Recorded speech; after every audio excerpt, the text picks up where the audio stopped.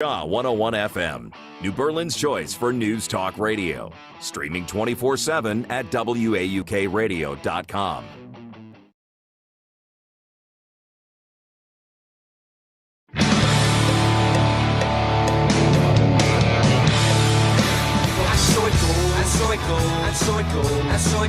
Had been featured, I think, in like a Washington Post article, and I was like, I'm just going to reach out to her. Are the people receiving those just people who've signed up? Yeah, I mean, there are times that, we'll get some folks back that are like, hey, thank you for this. I'm white though, and we're like, we still care about your mental health. 15 love, 30, 40 love, advantage you till we get to Gene, what did you find? Moving Wisconsin forward, one joke at a time. This is Kristin Brey with As Goes Wisconsin. Yada, yada, yada. Hello, Wisconsin!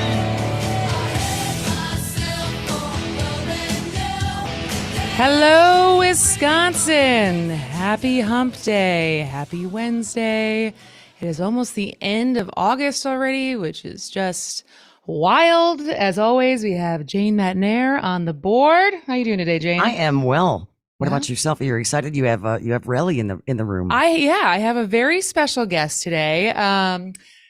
First time of family members, I think, been in studio, but today's guest co-host has spent 20 years on Wall Street as an analyst and trader and portfolio manager. And he's also fresh off his first wedding officiant experience.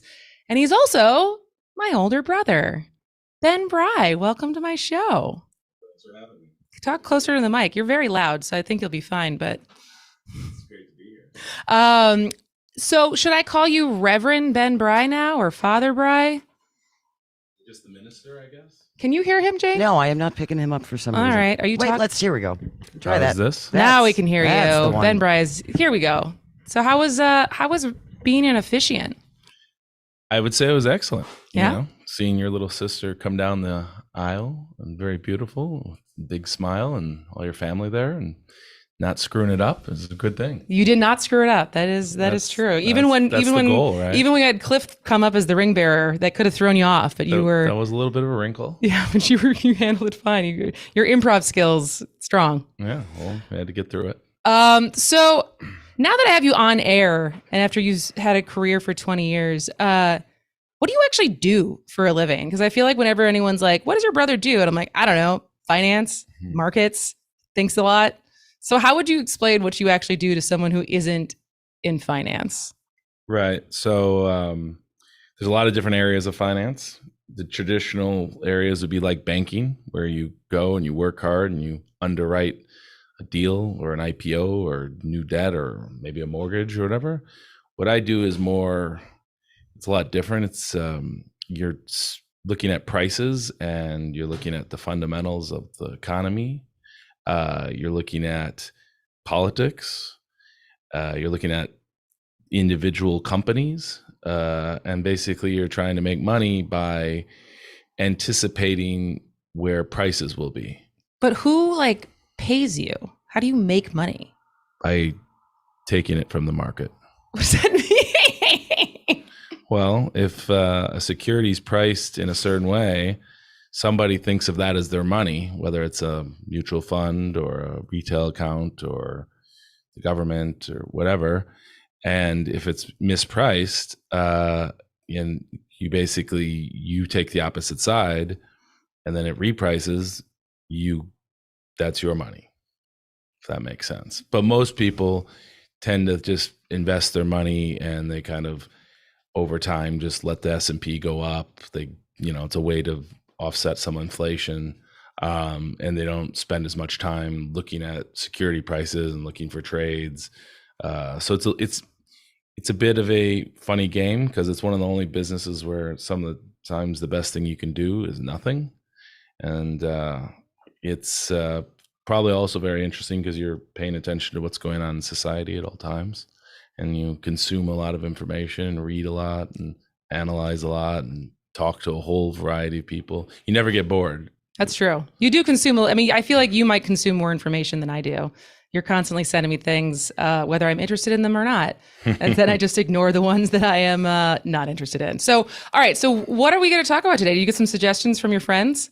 Yeah. And my radio debut here with you, I had a couple friends tell me a couple different things that they thought I should talk about the how fast we could chug a boot of beer, how fast that happens, how the Badgers were going to be this year, how the Packers are going to be, and just cheese curds and brats, nothing else than that. just cheese curds and brats. Just cheese curds and brats. But I think we'll talk about some things maybe we'll talk about the Packers a little bit, but I think there's other things we can talk about that'd be more interesting. Yeah, I actually thought, because we were going to talk about we were going to get really esoteric and talk about NAFTA and how that has affected Wisconsin and the jobs and population, which we then decided was maybe A little too much for today, especially coming off of a wedding weekend. But big news this morning, I guess, people were potentially predicting it, but we started talking about it on the way over here. So we're like, all right, let's just talk about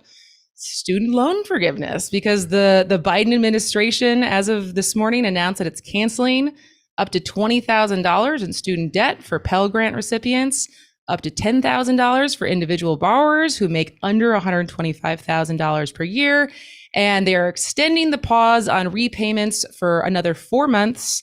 And so this is expected to alleviate some of the debt of 43 million Americans. And I think it said that it's up to 20 million who will just have their debt wiped out entirely. I don't think I've talked about this. I don't have a super strong feeling either way on this, because my opinion has always been, if we don't fix why school is so expensive and why it takes that much money to take out in loans, then what's the point of canceling it now if people are just going to kids are just going to keep accruing this? But what's your thoughts on student loan forgiveness? Well, I think that your first point was the better point. If you look around in our hometown of Madison, Wisconsin, what it looks like now versus what it looks like when we were growing up are two different places. And, when you see 21 years ago, when I started college, there was less than $100 billion of student debt. Today, I don't have the exact number, but I believe it's about 2.2 trillion. So you're talking about 20 times increase in 20 years. It obviously, where did all that money go? And, it's a lot of new buildings, it's departments, and, what's the return on the investment of that is questionable. But so that's the thing where you have to focus on to solve the problem. It's like, instead of giving somebody medicine, figure out how to fix your health, right? Well, because they're advertised, schools are essentially advertising to the consumer, which is the student, right? And so they spend all this money trying to make it the most appealing place to go. And, all of the measures on the top schools for all the rankings and stuff like that has way more to do with, teacher to student ratio and new buildings and the absolute, the money available. And so there's no cap on what the money the universities are spending in order to attract new customers, which are the students, because they're not on the hook. It's the kids who are on the hook for paying. And so they are the ones accruing the debt. And so unless you put some kind of cap on what these schools can charge, they can just keep growing the cost, while more than 60% of jobs require some kind of degree. Yeah, I think that's probably it. The reality is all that spending had to be plugged somewhere, and it was plugged by the government and then private lenders.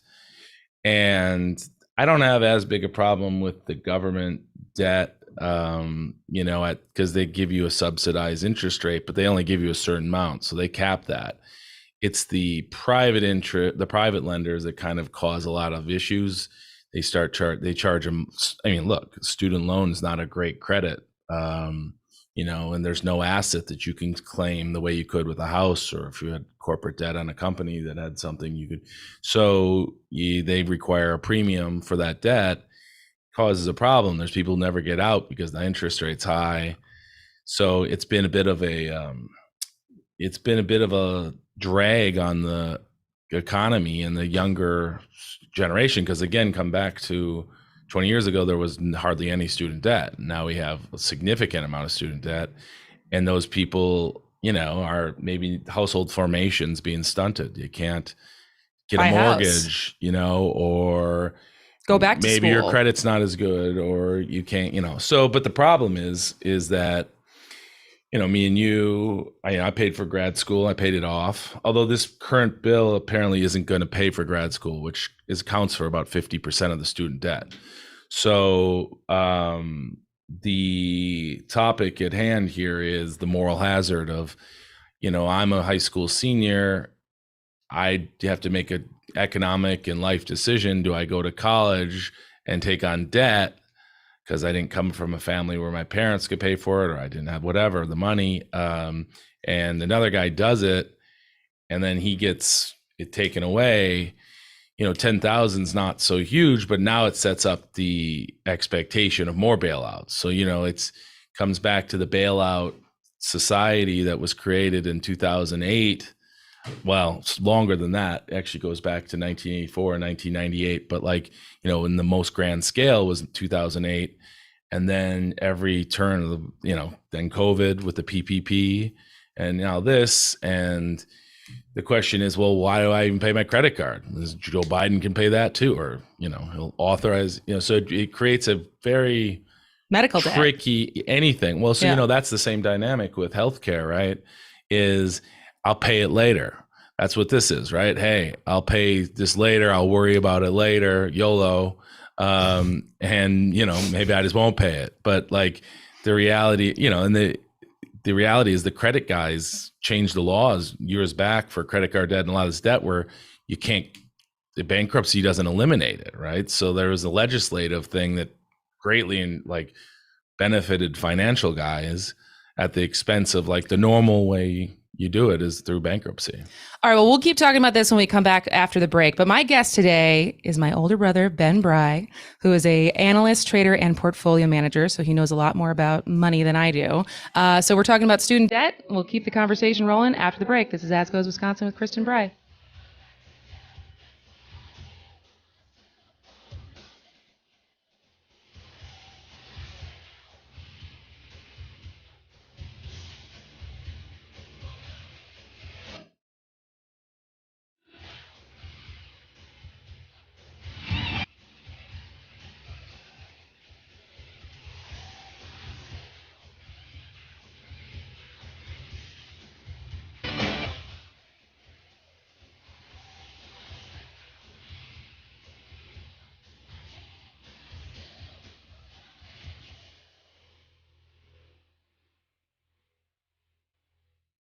WAUK and the Shaw are the new kids on the radio block.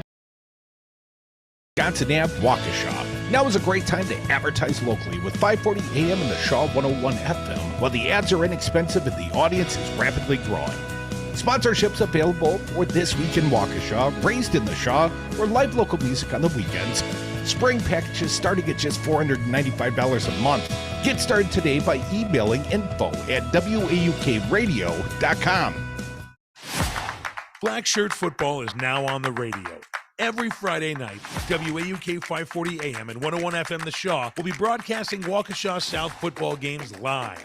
Cheer on the Black Shirts as they do battle with the toughest conference in the state. Pre-game for Waukesha South football starts at 6:30 every Friday with Downtown Donnie Brown and Johnny Watermelon.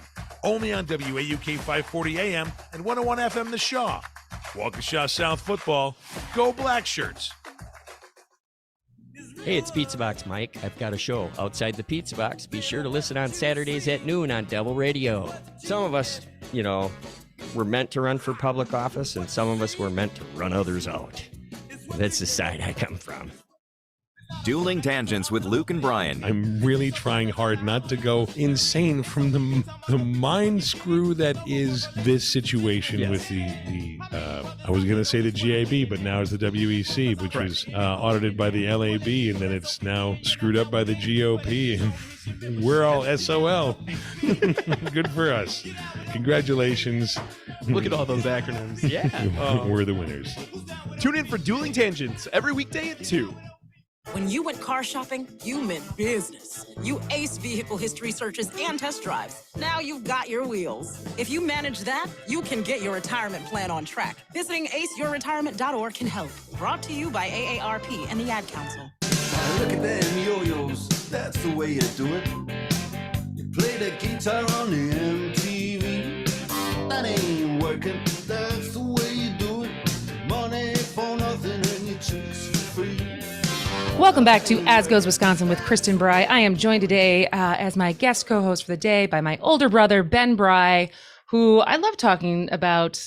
I feel like we spend a lot of time talking about big topics, sometimes debating big topics. Mom always gets a little stressed out when we start debating at the dinner table and not understanding this is just good fun, even if we get loud. So we are talking about student loan forgiveness. So obviously, we were kind of talking about the mechanics of it before the break. What do you make of this politically, and also what it happens to, like, the inflation was just starting to kind of come down, gas prices were just starting to come down. How does this affect that? Well, I think if you really look at it from a political angle, Biden and the Democrats were in a pretty bad spot. You know, a couple months ago, all the polls pretty much had, Ron DeSantis winning and the GOP winning the Senate and the House. So let's see what they've done. They continue to pull, oil out of the SPR, the Strategic Petroleum Reserve, which has had a big impact on oil prices, kind of rolling over some. I mean, or gas prices is what most people care about, right? And that's political. Then they passed that bill, the Inflation Reduction Act, which there's not really much that's going to be reduced inflation-wise there. But hey, don't let a good marketing, good name, good at marketing. Kind of like the Patriot Act was not necessarily the most patriotic act. And then now this is just the most recent example where it's very key timing. It's the end of August. We're 2 months away from the midterms, and there's probably a lot of people who are gonna like that. People like free money. Tends to be a popular thing to do. But the thing is it never works. It's not a new idea. You can go back to the Roman Empire. There was guys who would, they would campaign on this and debt forgiveness. This is like late stage empire stuff, and populism and getting the people to vote for you isn't. That's how politicians stay in office and stay in power, which is ultimately what they want. So I think that's mostly about that. I think it's a political maneuver. I mean, you can see they paused the payments till December, which I'm sure they will magically be turned back on, after a month and a half after the elections. So, it kind of just comes back to just a very moral hazard situation. And, there's people who paid their student loans off who aren't going to like this, or didn't, maybe chose a different path. So it starts to cause some schisms, I would say, but probably win some votes. And that's what is interesting, I think, in comparison to, the average voter who has a problem with this, but was fine with other bailouts. Because it's just, like you said, it's like the airline bailout. It's, I just literally saw, we talk about PPP and all the people who were undeserving who got those loans. And at the break, I brought up our Speaker of the Assembly, Robin Voss, who owns this like popcorn company and a bunch of real estate. I just saw Dan Schaefer, a friend of the show, tweeted out that his he was definitely didn't need it, but his PPP loan was fully forgiven.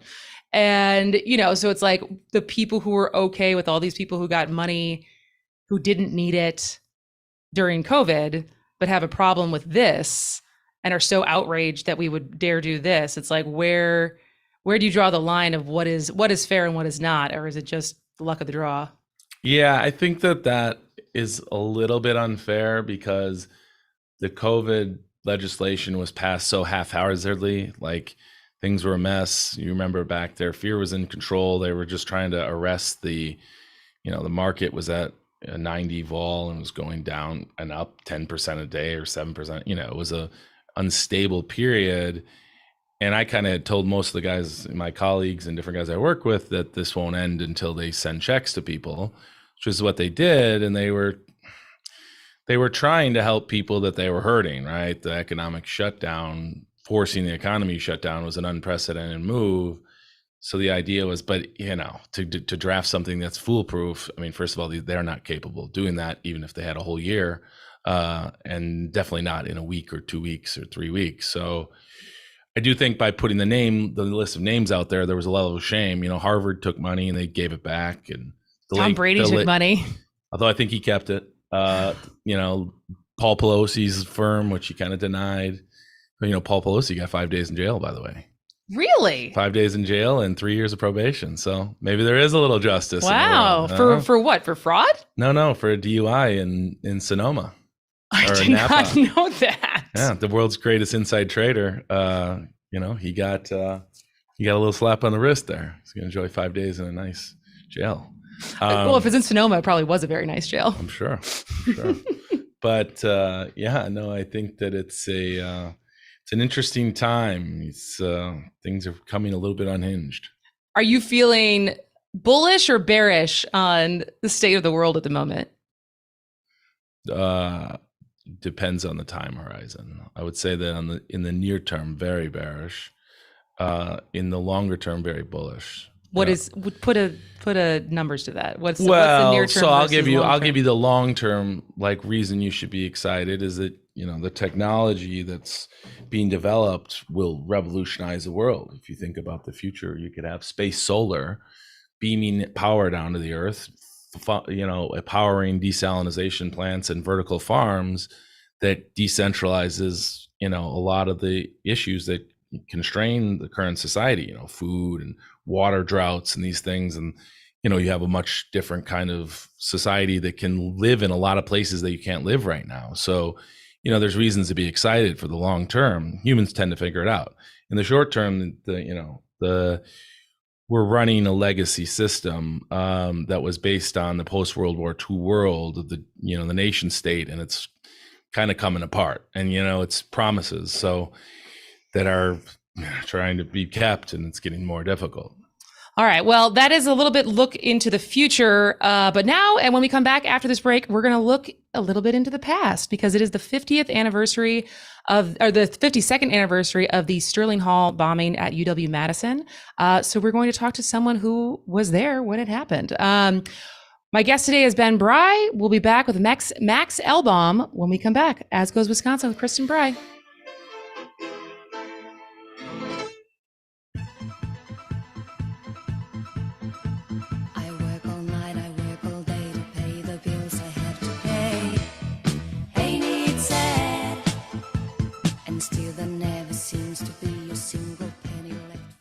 A progressive voice from Beaver Dam to Kenosha. WAUK 540 AM. Always streaming at WAUKradio.com.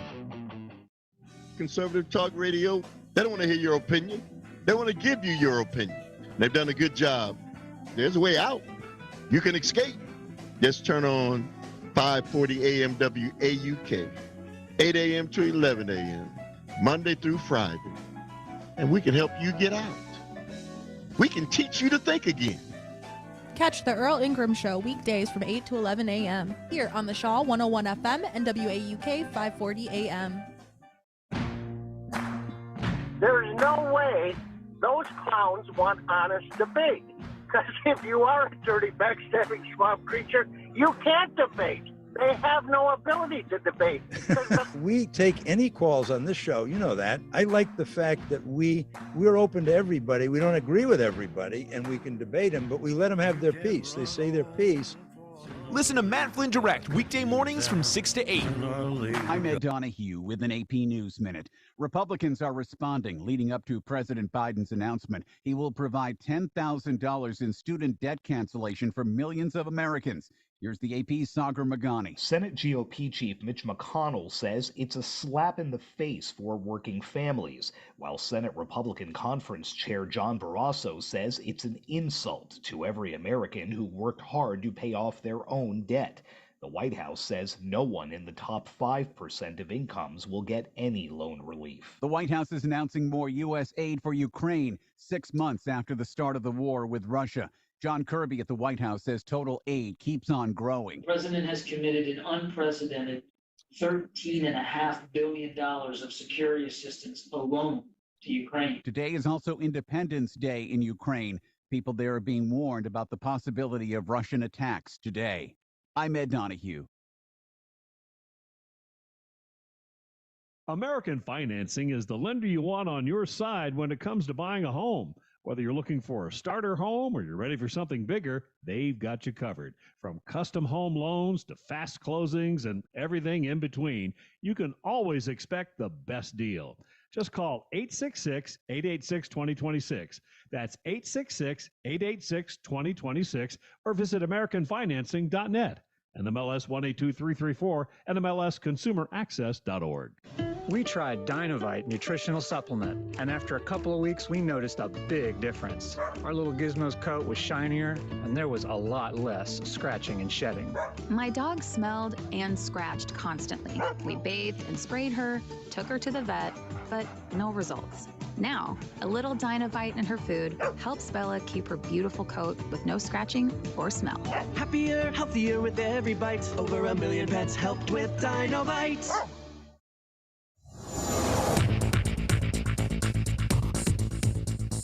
For Civic Media, I'm Luke Mathers with your headlines. According to the Wisconsin Department of Revenue, the state is expected to have more than $5 billion in a budget surplus by the end of this fiscal year. That projection exceeds the anticipated $3.8 billion that the department previously projected. On Tuesday, Governor Tony Evers announced a plan for the surplus to return tax dollars to working-class Wisconsinites and lower out-of-pocket costs for all residents amid rising costs due to international inflation. The Republican-led legislature is not expected to take up the tax cut proposal announced yesterday by the governor, since Republican lawmakers ended their legislative calendar in the first week of March. The Milwaukee Brewers lost to the LA Dodgers last night 10-1. Sunshine expected today with a high of 83 degrees. Clouds expected to roll in this afternoon with a chance for rain late in the evening and an overnight low of 61 degrees. You're listening to the Shaw 101 FM WAUK 540 AM.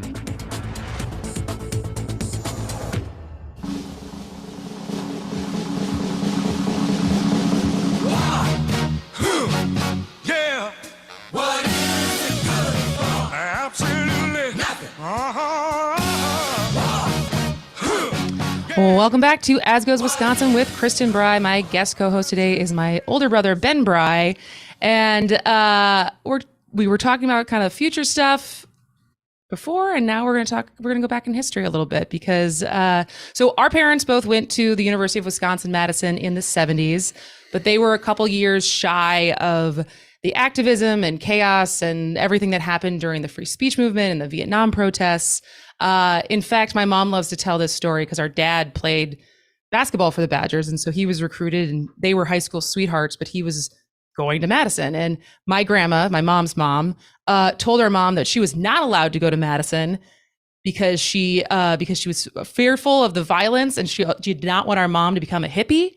But that only lasted a year. So she went to UW Milwaukee for a year and then she transferred. But I say all that because today is actually the 52nd anniversary of arguably, if not objectively, one of the most violent, dangerous events to ever happen on Madison's campus, the Sterling Hall bombing, which was committed by four men, Carlton Armstrong, Dwight Armstrong, David Fine, and Leo Burt.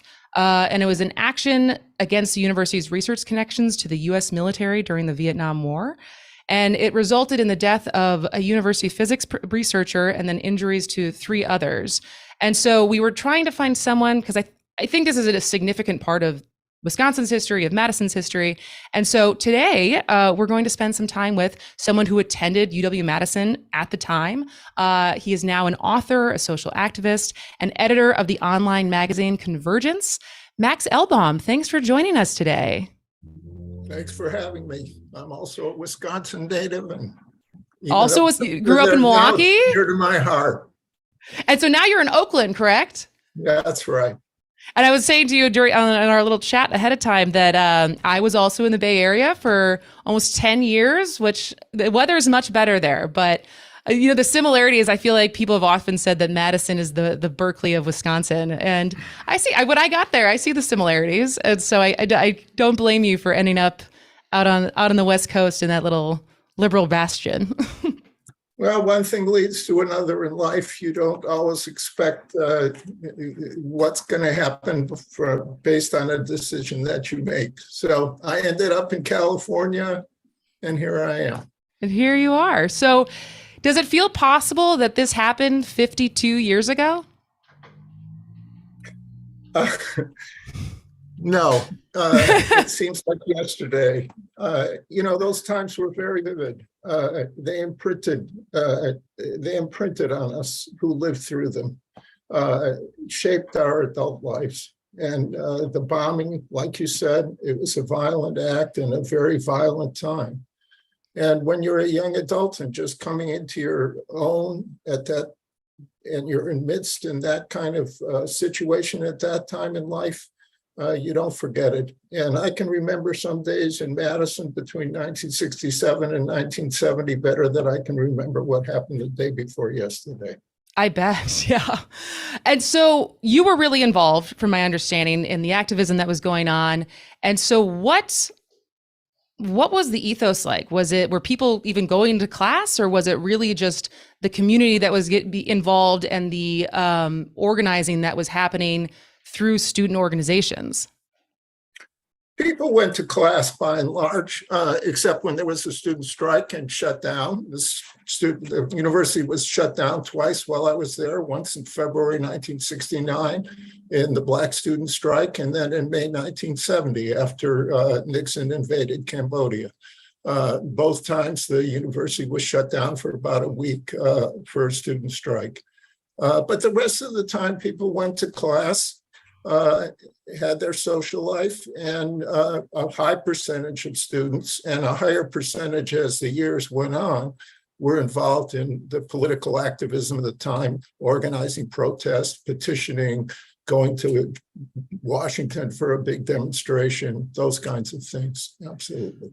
So seeing as protests were kind of a fact of life at campus during that time, and so by 1970, when this happened, did the bombing amplify that, or was it a turning point of things starting to calm down, or kind of what significance did this hold as far as the other protests that were happening for people who had nothing to do with this action?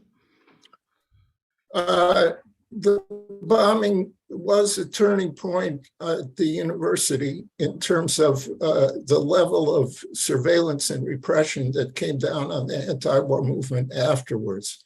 I mean, it was a violent act in a time of great violence, and it was a mistaken act. It did not contribute to the ending of the war and building the anti-war movement. I mean, it was very difficult and painful. Robert Fosnacht, who was himself against the war, lost his life.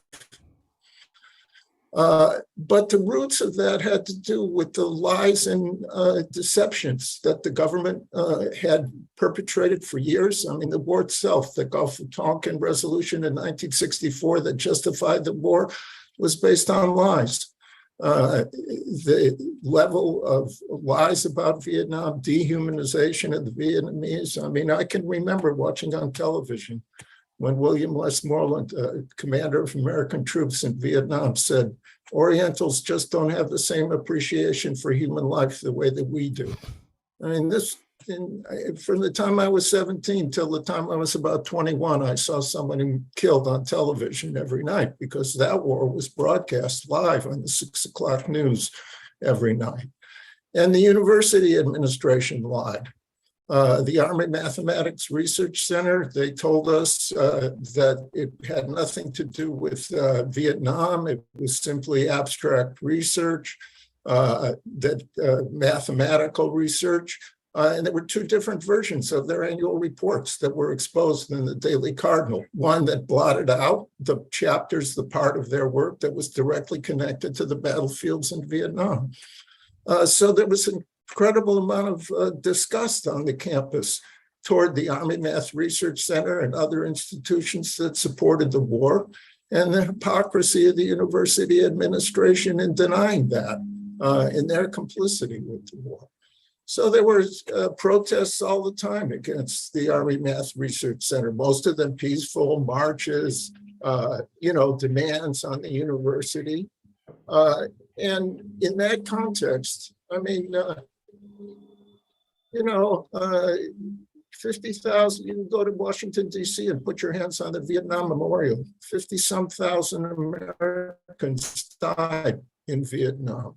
Some 2 million Vietnamese died, all for lies. So people were responding. People were desperate. And some number of people took it upon themselves to blow up the Army Math Research Center. They tried to avoid any human casualties. That didn't work out. Fosnacht was working late at night. They scouted out. They didn't see that. It was a real tragedy. But of course, the forces that supported the war seized upon it as an excuse to repress the anti-war movement even more than they had in the years before 1970. I mean, that was not isolated. Programs to beat up protesters, surveil protesters, sow dissent, division in the anti-war movement, the role of the police, the role of the COINTELPRO program.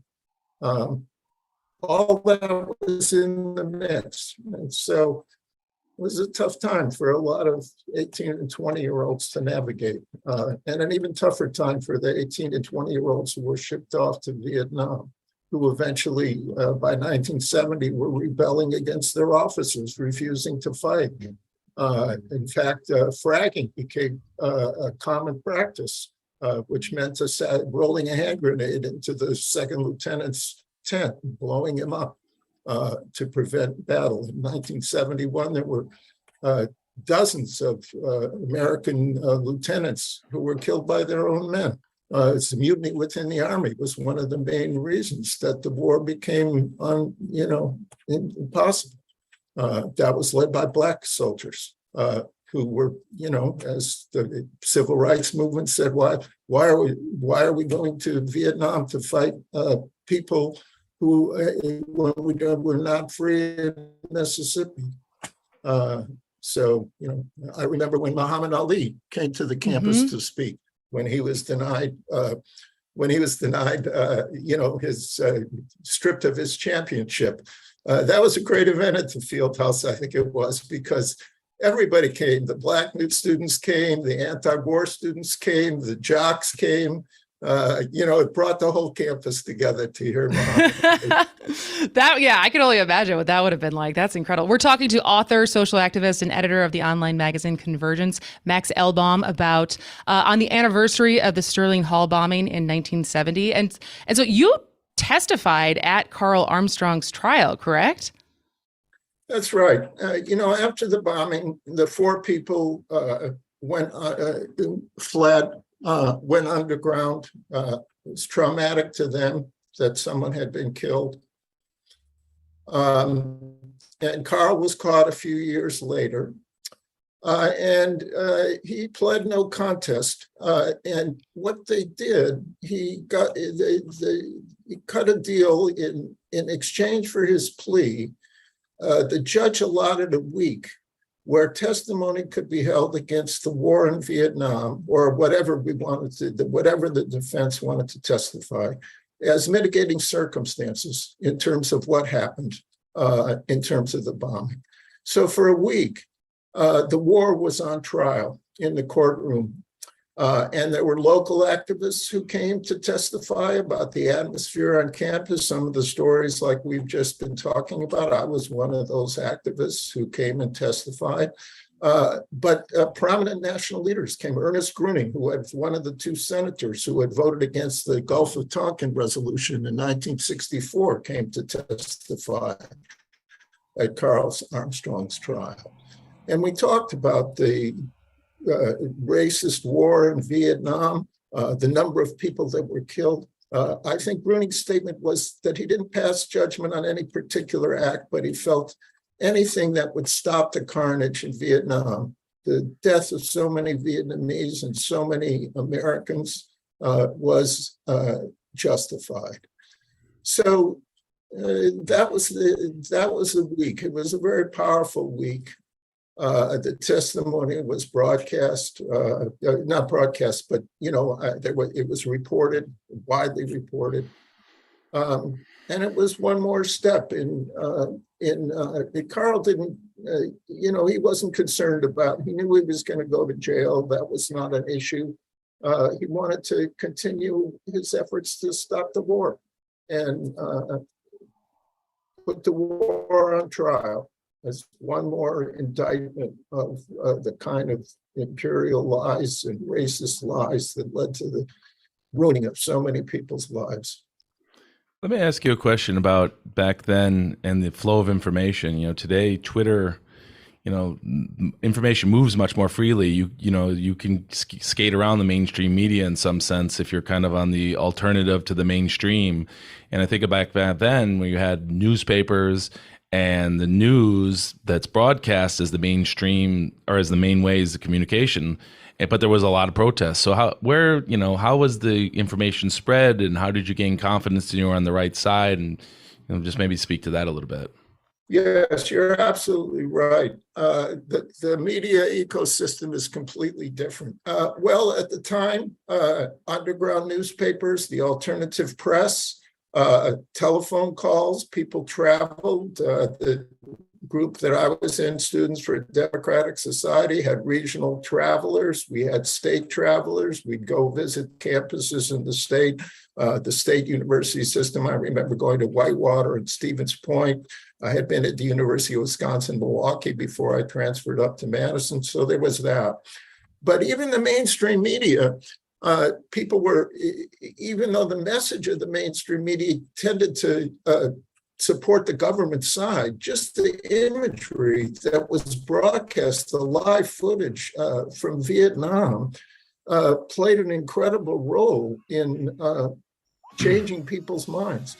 And don't forget, it was in 1968 at the Tet Offensive that Walter Cronkite said, Max, I got to cut you off because we got to go to commercial, but we're going to keep talking to this as soon as we get back. Max will still be with us when we come back from commercial. This is As Goes Wisconsin.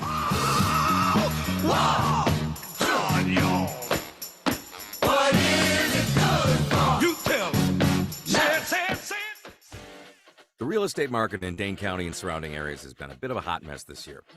Listings are being picked off above asking prices and without the home inspection contingencies. I'm Todd Osborne, owner of Orion Inspections, and even if I weren't a home inspector, I'd still cringe a little if any of my friends or family tried to buy a home without an inspection. Let's take a good hard look at that house before you sign. Want to know more? I'm here to help.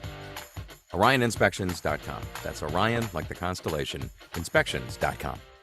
Hi, everyone. Listen to my show, The Matt McNeil Show, weekday afternoons at 3 p.m. on the Shaw 101. 1 hour every weekday where we'll talk all sorts of things like politics, especially with what's going on this election season, plus a lot of other things, too. Parenting, the arts, religion, music, beer. If it matters to Wisconsin and Minnesota, we'll talk about it. Phone calls are welcome at 952-946-6205 for 1 hour each day. Come see the train chimp, The Matt McNeil Show, with the aggressive progressive Matt McNeil, 3 p.m. weekday afternoons right here on the Shaw 101. President Trump lost the election. Joe Biden won the election. Collectively, Republicans got 1.661 million votes, 51,000 more votes than Trump got. He exhausted his cases. He exhausted the court challenges. All the Republicans voted for Trump the way they voted for the assembly candidates. He would have won. It was not rigged. It was not stolen. Donald Trump lost the election. Joe Biden won the election. It's really clear. This message was paid for by the People for People Corporation. Donate online at p4ppc.org. Join the WAUK 540 AM and 101 FM The Shaw team when we broadcast live from the Waukesha Farmers Market, beginning Saturday, June 4th and lasting all summer long. Former Waukesha Alderman Don Brown hosts This Week in Waukesha, 8 to 9 a.m. Then former U.S. Attorney James Santel launches his new Saturday morning show from 9 to 11. Raised in the Shaw with the host Joel Clayfish rounds out the Saturday morning lineup, 11 to noon. Come to the Waukesha Farmers Market for the only radio program broadcasting live from the Shaw.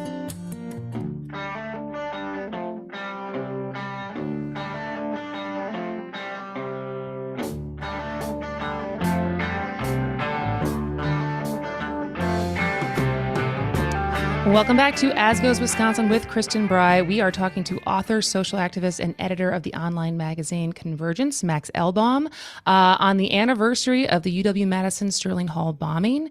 And we were talking about, and I had to cut you off because we had a commercial, but because I think this is fascinating because so much of the organizing and activism happens through social media now, and the ability to connect and hashtags and how people can collect in their forums, and none of that existed when you all were trying to organize and create mass actions and a movement. And so what was that like as far as trying to just sit by the phone and call people and meet in person, and a lot of flyers, I imagine? That's right. That's exactly what it was like. A lot of in-person conversations. We used to leaflet the student neighborhoods in the dorms with flyers, leave it under everybody's door at 6 a.m. on a particular day, calling for the demonstration the next week. National phone calls, national conferences. I mean, things did not move as fast as they do now because it was not possible. But on the other side, the political movements relied much more on face-to-face human contact. And there were a lot of advantages to that. It builds a certain kind of deeper relationship and deeper ties. It's also easier, you have to convince people who don't agree with you. And it's easier to have that conversation face-to-face than on social media, which tends to degenerate very rapidly into name calling, and it doesn't have that human element where you can connect with someone on something and then disagree about politics. That kind of organizing is still indispensable for any oppositional movement. Social media has its uses and it can speed things up, but it's no substitute for direct face-to-face contact, organizing conversations, bringing people together in communities, churches, union halls, student meetings, assemblies, you name it. Yeah.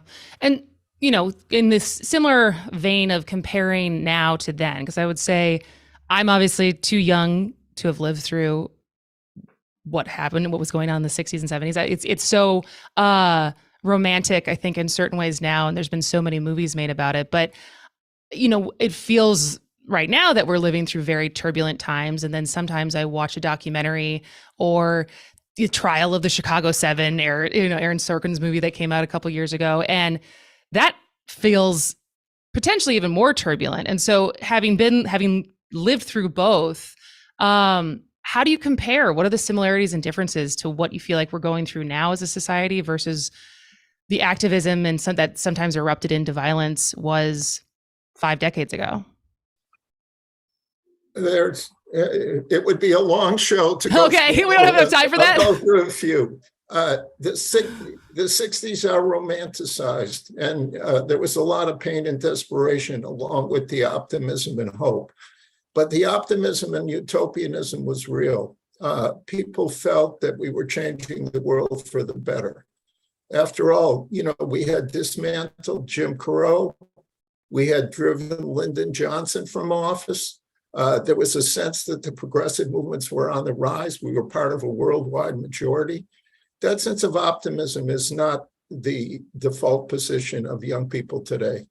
They're facing a world, we're facing a world, climate change, rising right-wing authoritarianism across the globe. So there's a different sort of zeitgeist, I guess is the term. There's a different feeling out there. You're right about the turbulence. What's interesting about one difference now, even the structures of liberal democracy of the American political system, which we felt were so limited and change-bound in the 1960s that it was very difficult to break through peaceful or electoral struggles to change things for the better. That system now, the right wing, and the people who want to have reactionary movements find it not suiting their needs. And they want to go toward even more voter suppression, gerrymandering, rigging things, the new Supreme Court, and restricting people's rights. And that has to do with the demographic changes in the country. It's a much higher proportion of people of color than it was then. And it's got to do with sentiment in the younger generation, which across the board on issues like climate change, diversity, LGBTQ rights, trans rights, gender issues, is open to all kinds of changes that are different from the traditional hierarchical system of sort of white patriarchal traditional culture.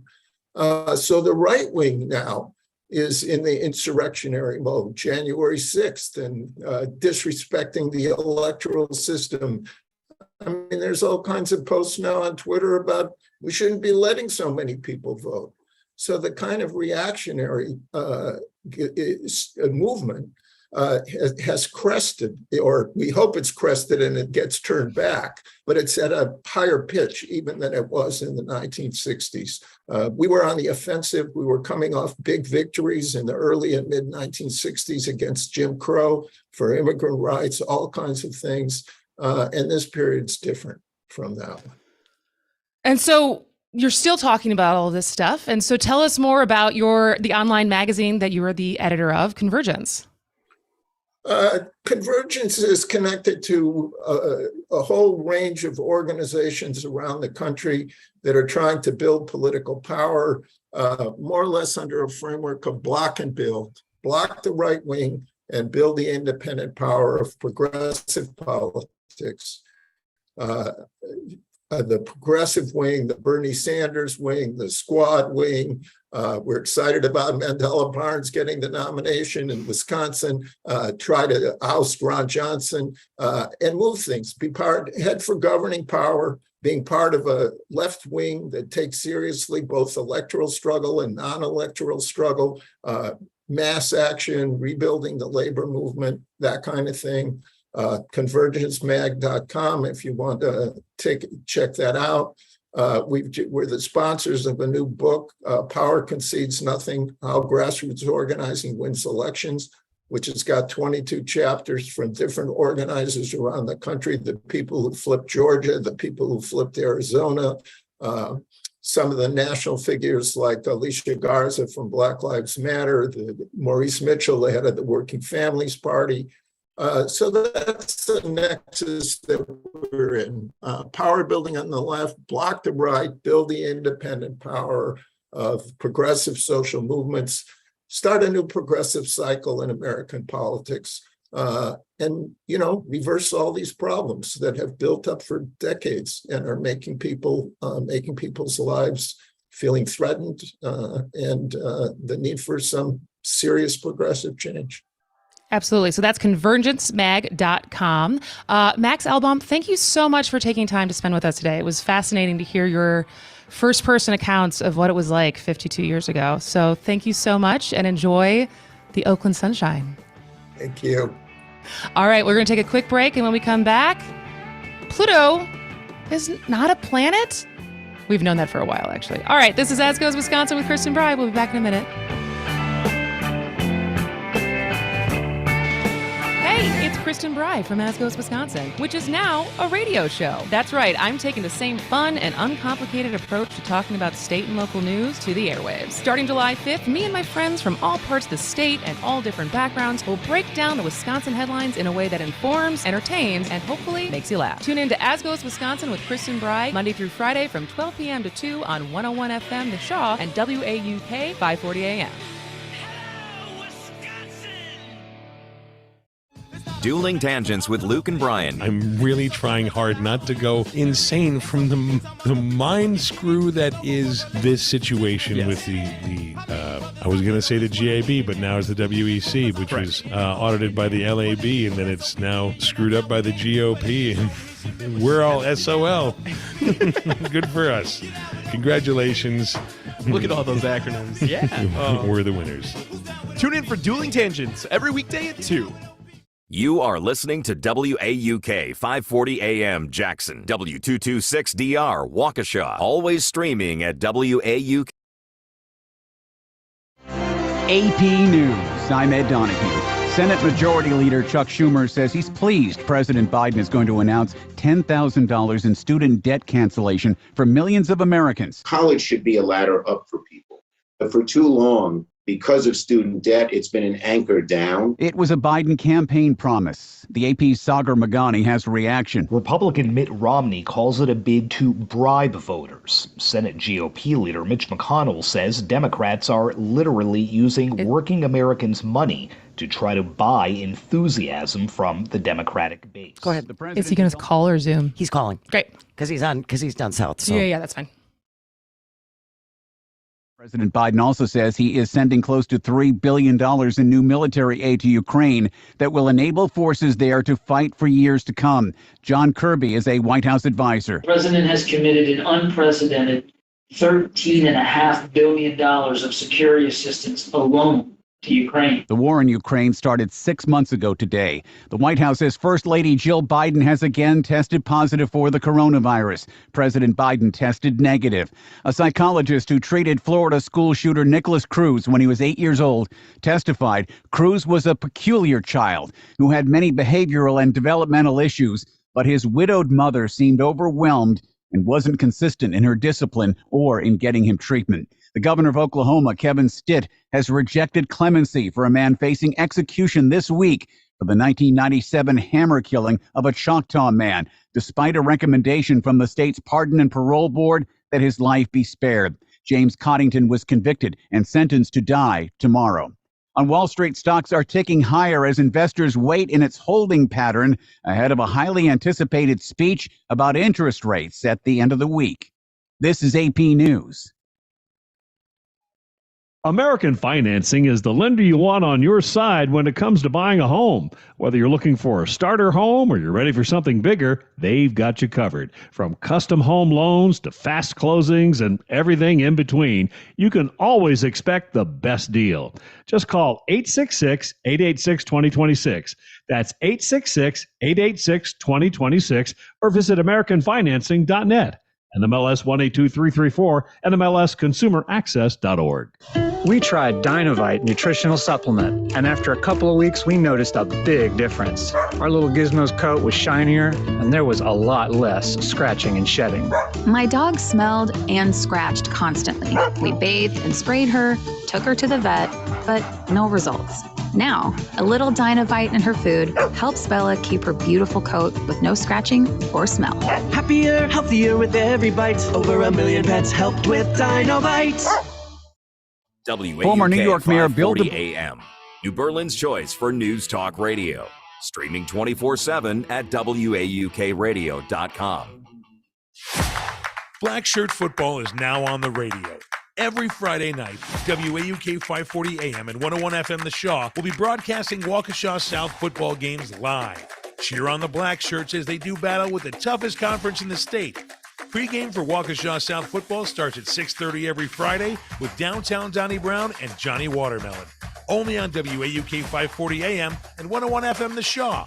Waukesha South football, go Black Shirts.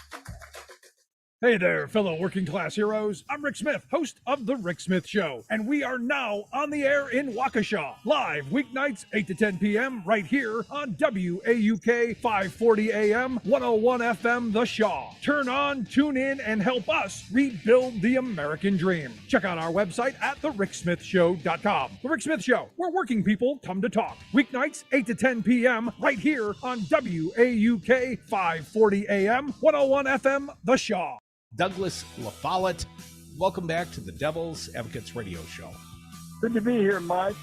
Across the country, in most every state, the Secretary of State is the person who is in charge of the elections. And we've seen lots of hanky-panky in Florida back during the Al Gore elections, in Ohio and Georgia and Arizona and Michigan. We appreciate you coming around, sir. Check out the entire podcast library at darnwi.com. For Civic Media, I'm Jane Matnier with your headlines. Wisconsin universities are telling students that the risk of monkeypox spreading across campus remains very low. As of yesterday, there are 56 confirmed monkeypox cases in Wisconsin. Schools in the UW system and Marquette University issuing information to students online so they know what to do if they're exposed or they test positive. Funeral services for former Milwaukee Archbishop Rembert Weekland will be held August 30th at the Cathedral of St. John the Evangelist. Current Archbishop Jerome Listicki will act as officiant. The 95-year-old Weakland suffered a series of serious illnesses. He died earlier this week at a senior living center in Greenfield. He'll be buried in Pennsylvania. Sunny today, high 83. Clouds moving this afternoon. Rain expected late, low 61. You're listening to the Shaw 101 FM, WAUK 540 AM.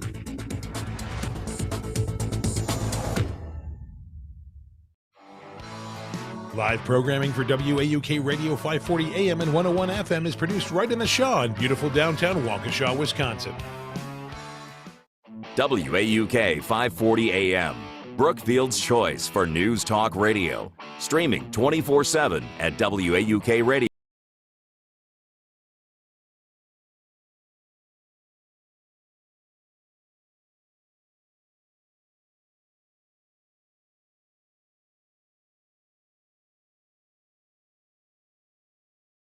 With Kristin Brey. My guest co-host today is my big brother Ben Brey. Do you know what day today is besides the anniversary of the Sterling Hall bombing, which we just talked about? August 24th. It is also August 24th. That is true. But it's a day when my very educated mother just served us 9 pizzas, turned into my very easy method just speeds up nothing.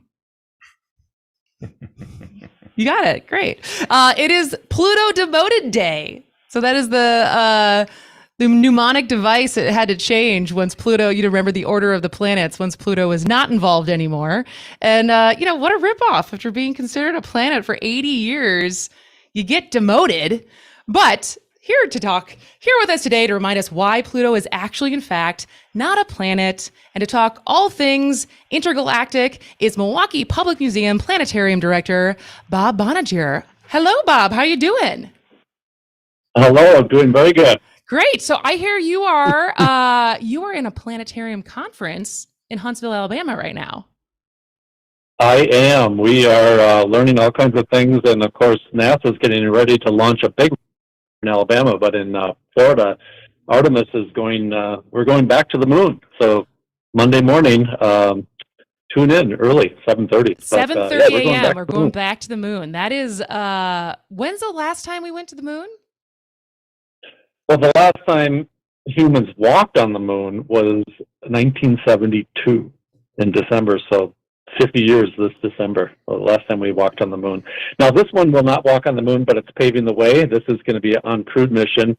And then in 2 years, they'll have a crewed mission. And then they're thinking about 4 years, 3-4 years from now, people are walking the moon again. So this is the first big run. Bob, for people who are wondering, it's like, I've been to Vegas twice. Do I really need to go back to Las Vegas? Why is it important that we go back to the moon? That's a very good question. Why should we go? Well, the human presence in space, the astronauts have inspired us, amazingly. I mean, Apollo inspired me back in the day. It inspired many, and not just for science and engineering. So the humanity in space is just a touchstone. It really is. And if you recall, 50 years ago, it was all white males who went. And this time NASA is making a promoted effort to have the first person of color and the first woman walk on the moon, which, of course, is so important in inspiring young people today. My thought, what was that? What happened when there was a woman who went to space and they asked her how many tampons she was going to need, and it was like, we're going to give her like 100 tampons? That's immediately where my mind went. So I'm guessing we've had more women astronauts since, so those questions are not the first that come to mind. But that's so exciting. Like, I think, especially as we talk about, I mean, what was it, a month ago when the James Webb telescope images started to come out? I mean, what was it for someone has dedicated your life to studying the universe and planets? What was that like to see some of those images come out? Oh, just breathtaking, just jaw-dropping. I mean, just for our understanding of the universe, just for the beauty of those pictures. And it's almost like art class in a sense. I mean, they're just so gorgeous. And to know that's going on out there in terms of the birth of stars and looking back almost to the beginning of time. I mean, it's really inspiring. And then I'm just colleague sort of level, I'm just so happy for all the people who made it happen. You know, all their expertise and experience over the years. I mean, this is a 20-year mission to build this thing and launch it and finally get those first pictures. So I'm quite happy for all those people who worked on the telescope, and they're literally thousands of people. Yeah, I think that telescope was one of the coolest things that I've had this year, and you know, everybody loves it. What is, just in layman's terms, what is the difference? Like, how does it go from, you know, the Hubble or whatever to this, which was like just seemed like totally a different level step jump in, you know, the visual, like how you know, how amazing it was. Sure. I mean, the very, very short answer is bigger is better. And this telescope is 2.5 times bigger than the Hubble Space Telescope, and then it's a better orbit. It can look at distant objects continuously. So that's the main reason. And plus, as your computer got better over the years, so have all the optics and other things on the telescope have gotten better over the years since Hubble was launched. Oh my goodness, 30 years ago, over 30 years ago. So now, because Jane told me this morning that recently we've also captured audio of a black hole, which I think we grabbed the audio, which is crazy. Oh, sure. Oh, cool. Sounds like a wind tunnel. But because the thought was that we couldn't hear it, there was no sound in a black hole, right? Well, okay, sound needs air, right, to travel. And it doesn't travel in the vacuum of space where there's no air, but near a black hole, there's so much debris, gas and dust that can carry the sound waves. And so that's how we can detect that and then amplify it and find out what a black hole is. So there is, like, not air like we breathe, but there is stuff to carry the sound waves. That's so cool. So as far as the endless universe as it exists, as someone who makes a career of this, do you choose a specialty? Like, what corner of the universe, like, pun intended, do you find yourself most interested in for your job and your career and the things that then the exhibits you put on at Milwaukee Public Museum? Well, I like the pure stargazing. I mean, that's why I went into the planetarium business or planetarium world, because at our core, we teach stargazing, you know, how to find the stars and why they're important and things like that. So I love that. And I love the history, you know, how we got from A to B, you know, what led up to the Webb telescope, that whole human story. And my favorite thing to see in the sky are eclipses. A total solar eclipse is just, it takes my breath away just thinking about it. It's just so absolutely lovely. Are you like an eclipse chaser? Is that a subset of people? Do people travel around the world? Yeah, that's what they're called, sort of. I mean, yeah, for eclipse chaser. I'm an eclipse chaser that leads groups to it. So I take eclipse chasers to it, and the museum will be doing another trip to Texas in 2024 in April. We already have it up on our website and everything, and you have to, you know, plan for all of it. But it's just quite the feeling to stand under the moon shadow and watch it go dark during the day. It's really stunning. Just don't look directly at it. until it's totally eclipsed. I mean, the sun can be, that one in April 2024 in Milwaukee area here, it'll be 90% eclipse. 90%. There'll be a slight darkening, but no one will notice it unless they know there's an eclipse. And even 99% eclipse, you would need eye protection. But once the moon totally covers the sun, and then you can just enjoy it with your eyes and behold. So in Texas, at that latitude, longitude, that's where you're going to be able to look directly at it? Yeah, the moon's shadow makes a path across Earth, and that shadow path is generally only 100 miles wide. And it starts in Mexico this time in 2024, and it'll come up through Texas, and then it veers off to the northeast of the United States. So, like Indianapolis will be total, but we're not in the total path, so we'll be 90% in Milwaukee. But for folks out there listening, we encourage you to travel, you know, to see totality, because it's very different.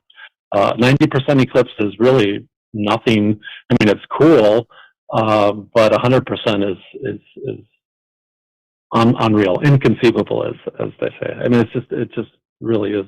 It's hard to describe, as you can hear me fumble for words, and I've seen 6 of them. And You've seen 6, wow. Yeah. So. Yeah, you're making the hairs on my arm stand up, and I've never seen an eclipse. That's really cool. That is really cool. So, since it is Pluto demotion day, remind us why Pluto is not a planet. It's not a planet for a number of reasons. One, it's small. People know that, but of course we like the underdog, so that's what. And Pluto, it doesn't clear as it orbits the sun. It doesn't really clear its orbit, and that's a factor that astronomers consider important. And the biggest reason of all is we're discovering objects like Pluto. There's like another asteroid belt. It's called the Kuiper Belt, way out beyond Neptune. And instead of making all these new discoveries, planets, they just decided, hey, these aren't really planets. They're more like another asteroid belt, and some of the bigger ones, they're not really planets. So Pluto got, and by the way, we like to say reclassified. Demoted sounds a little harsh. Pluto needs lobbyists. Come on, there's got to be some money involved. Pluto needs some backers. Was that like because this was 2006 when it happened, correct? When they sure. Reclassified it. Was there drama that surrounded that in the field? There's still drama. We're talking about it, right? We're dramatic. We just did a survey at the planetarium, and we asked people what their favorite planet is, and Pluto ranked in the top 3 or 4. I mean, wow. Pluto's always going to be beloved, and why not? I mean, and we see it, as an education opportunity. Well, let's teach why it was a planet, why it wasn't. And, it's just a way to explore space. So we see it that way. But no, it's fun to talk about. And who doesn't love Pluto? I mean, you went from the god of the underworld, right? Pluto was named after the god of the underworld. Because it was dark, right? It was dark and distant. So that's how they got the name. And what did Walt Disney do 6 months later? Named it after Mickey's dog. He made Pluto the dog, this cartoon dog that everyone loves. So there's lots of reasons people are attached to Pluto, and that's all great. We love it. We love it. Yeah. I mean, and now we get to talk about it today. It at least creates content for us to keep talking about planets and bring the Public Museum Planetarium Director, Bob Bonaduer, onto our show. This is our first time. I think Jane's gotten to talk to you before at WTMJ, but first time on WAUK with us. So we're going to keep you on through the break. I want to talk more about the future of the planetarium and the public museum and everything that's going on there with currently and with the move. So we're going to take a break, and when we come back, we will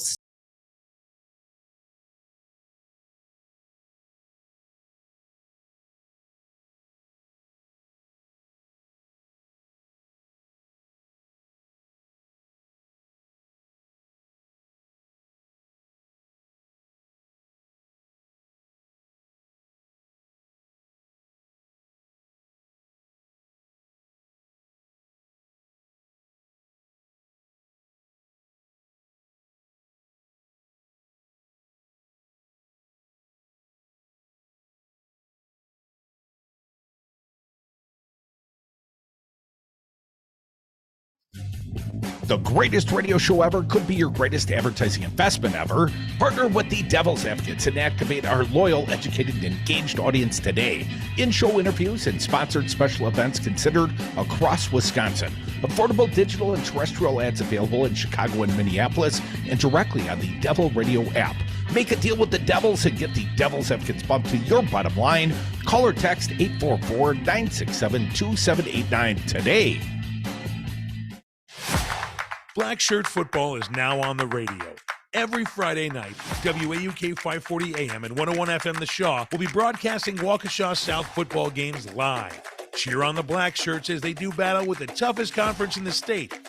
Pre-game for Waukesha South football starts at 6:30 every Friday with Downtown Donnie Brown and Johnny Watermelon. Only on WAUK 540 AM and 101 FM The Shaw. Waukesha South football, go Black Shirts. If you think you need a home inspection, you probably do. Hi, I'm Todd Osborne of Orion Inspections. And buyers, sellers, and even flippers, I'm talking to you. Knowledge is power when it comes to real estate transactions. You'll get an image-packed, searchable, digital, printable report of the condition of the house, things to keep an eye on, any safety issues or defects, and the knowledge to make smart, informed decisions. Your instinct is telling you to get an inspection, and instincts are usually right. Learn more or schedule today at orioninspections.com. President Trump lost the election. Joe Biden won the election. Collectively, Republicans got 1.661 million votes, 51,000 more votes than Trump got. He exhausted his cases. He exhausted the court challenges. All the Republicans voted for Trump the way they voted for the assembly candidates. He would have won. It was not rigged. It was not stolen. Donald Trump lost the election. Joe Biden won the election. It's really clear. This message was paid for by the People for People Corporation. Donate online at p4ppc.org. I told you about living in the U.S. of A. Don't you know that I'm a gangster of love? Let me tell you people that I found a new way, and I'm tired of all this talk about love. Welcome back to As Goes Wisconsin with Kristin Brey. It is, well, I guess maybe this is the tongue-in-cheek name, but it's Pluto Demoted Day. But we're joined by Public Museum Planetarium Director Bob Bonaduer, who also told us it's Pluto Reclassification Day. Kinder, gentler term. Not demoted. It's still an important part of our universe, of our and so. But we're just talking about it, and then we're talking about all things planets with Bob, who's in Huntsville, at Huntsville, Alabama. How hot is it in Huntsville right now? It's mid-80s, a little muggy, but not too bad. Not terrible. So, what happens at a planetarium conference? Oh, we just share what we're doing in our domes and what's working, what's not, what people are into, and especially the new technologies. Like you were talking about the James Webb Telescope. So we had a speaker this morning show us how we can like zoom in on it, show the sky, and then zoom in on it and travel through space, all those millions and billions of light years, and then behold the new picture of the Webb Telescope. So it can get technical in terms of how to do that. But so that's something I want to implement back here at our planetarium in Milwaukee. Bob, I always have these visions at these conferences that you guys play drinking games involving quarks or something. No, I mean we definitely discuss things over dinner and different ideas, and you know, like any conference, any business person out there, educator, you just learn sometimes more in the hallways than the small talk, right? When you're just talking and instead of the formal papers and things like that, and you just pick things up that people are doing, and that's very beneficial. So there's no epic open bar parties that are happening this weekend? Well, we did have a trivia game last night, so that was pretty fun. I feel like that would probably get pretty competitive. So, I mean, big news, at least in the Milwaukee area, is that the Public Museum they're building a new building. Some people have very mixed feelings on the design of that new building, but that's a different topic. But if you can tell us, I am hoping, fingers crossed, that the planetarium is one of the things that is moving to the new Public Museum. It is. Yay! Yeah, the planetarium is going to be part of it. It's an essential part of the new museum, and it really sets off if you think about the museum and exploring nature, right, and what we do and culture, and you know, we look at the history of nature, and today's in the whole museum because we're a natural history museum basically, and remember, space is nature too. You know, this is how it all started, and so we can ground people in how everything came to be, how the Earth formed, the Sun formed, the galaxy, all of that stuff, and then how life and nature developed here on planet Earth. But the planetarium starts it all off, right? You know, talking about space and how our planet came to be. Absolutely. And so, are there because of the new design and the new building and everything, as far as what kind of upgrades can people expect with the new planetarium? Well, we haven't decided anything, and that's part of the reason here at the conference. We don't know what projection system and exactly how the seats will be arranged and all of that, all the programming. There's lots of decisions to be made yet. but this conference, of course, like any conference, you have vendors, people trying to sell you stuff, Yes. right? So, but the technology is just, again, amazing.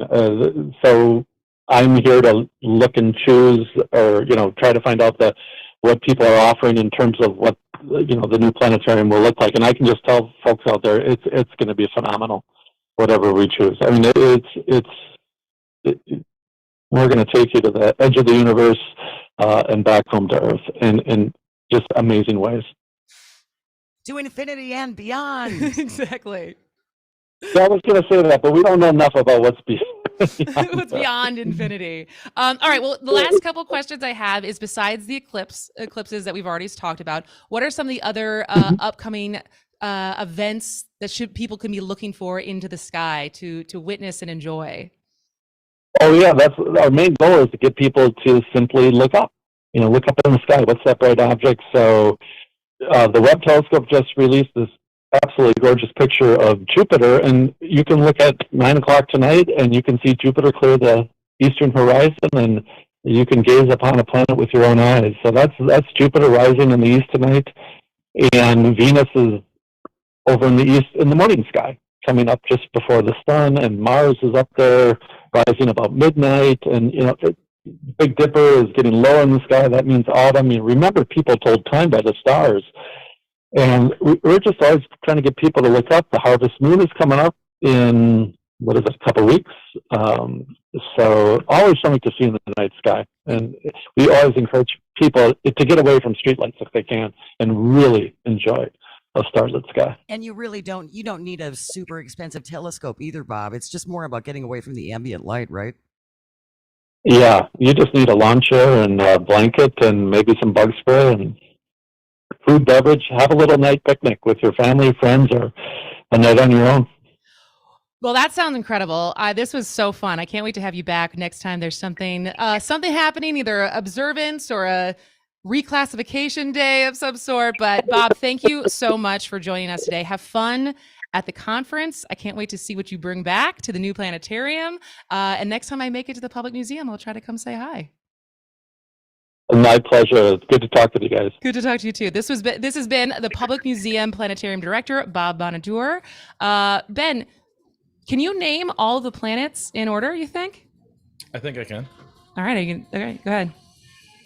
We have the Venus. Nope. Already wrong. Mars, Venus. Nope. Earth, other M1. Pluto. What? The other M1. Can you say it in order? In order. In order. Okay. Mercury. Then we have Venus, and then Earth, and then Mars, and then. Remember the mnemonic device? I don't remember that. I know it's Jupiter and Saturn. Got it? 2 more. Well, are we doing Pluto or not doing Pluto? It doesn't matter. Uranus, obviously, is a very popular one, and then I don't know if I can. It starts with an N. Oh, Neptune. There you go. Ben Brey, everyone. Yeah, wow. All right. When we come back, we're going to talk about the Packers. Because of course we are. All right. This is As Goes Wisconsin with Kristin Brey. Put me on this.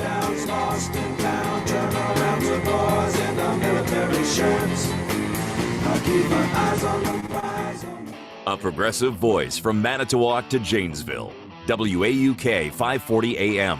Always streaming at WAUKradio.com.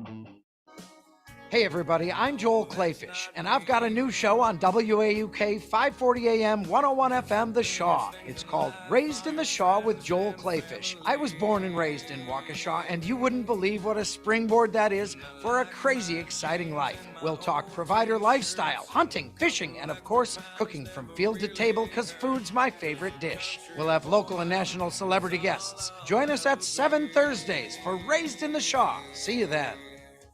The Devil's Advocates. Today, I made a mental note. It was 1:09 Central Time when I found out Ron Johnson was a conspirator in a coup, a traitor to the Constitution, and Ron's been something of an apologist. They seem real friendly. Well, maybe to you, Ron, because you were on the inside of the coup, and I've never made that accusation prior to today. So let's play it for the people. This staffer stated that Senator Johnson wished to hand-deliver to fake electors' votes from Michigan and Wisconsin. I'm Ed Donahue with an AP News Minute. It's Independence Day in Ukraine. Also, the war with Russia started 6 months ago today. In the fear that the day may bring heavy Russian missile attacks, Ukrainian authorities banned large gatherings. However, a small number of residents gathered at Kiev's central square, where destroyed Russian tanks and artillery were put on display. Anna Husieva from Zaporizhia says it's a Ukrainians' duty to get involved for their country. My friends from the gym are all fighting on the front line, so it's inappropriate for me to get tired. They have a right to be tired, and we must help, donate and pay taxes and keep fighting. Ukraine's President Volodymyr Zelensky spoke to the nation in an Independence Day message. On February the 24th, we were told you have no chance. On August the 24th, we say Happy Independence Day, Ukraine. During these 6 months, we changed history, changed the world, and changed ourselves. I'm Karen Chamas. I'm Ed Donahue. American Financing is the lender you want on your side when it comes to buying a home. Whether you're looking for a starter home or you're ready for something bigger, they've got you covered. From custom home loans to fast closings and everything in between, you can always expect the best deal. Just call 866-886-2026. That's 866-886-2026 or visit AmericanFinancing.net. NMLS 182334, NMLSConsumerAccess.org. We tried Dynovite nutritional supplement, and after a couple of weeks, we noticed a big difference. Our little Gizmo's coat was shinier, and there was a lot less scratching and shedding. My dog smelled and scratched constantly. We bathed and sprayed her, took her to the vet, but no results. Now, a little Dynovite in her food helps Bella keep her beautiful coat with no scratching or smell. Happier, healthier with every bite. Over 1 million pets helped with Dynovite. For Civic Media, I'm Jane Matnair with your headlines. Attorneys for 3 GOP Wisconsin lawmakers filed a motion this week arguing a lawsuit against Wisconsin's 173-year-old abortion ban should be dismissed. Democratic Governor Tony Evers and AG Josh Kaul sued the GOP leadership to block the state ban just days after the U.S. Supreme Court overturned women's legal right to an abortion. The suit argues Wisconsin's criminal abortion ban enacted in 1849 is not enforceable because the legislature has passed laws since then regulating abortion. In their response motion, Assembly Speaker Robin Voss and Senators Chris Kapenga and Devin Lemieux argue the lawsuit should be dismissed because the legislators aren't the right people to sue, the officials bringing the suit don't have a legal reason to do so, and any enforcement of the law is a future hypothetical. Sunny today, high 83. Clouds moving this afternoon, rain expected late, low 61. You're listening to the Shaw 101 FM, WAUK 540 AM.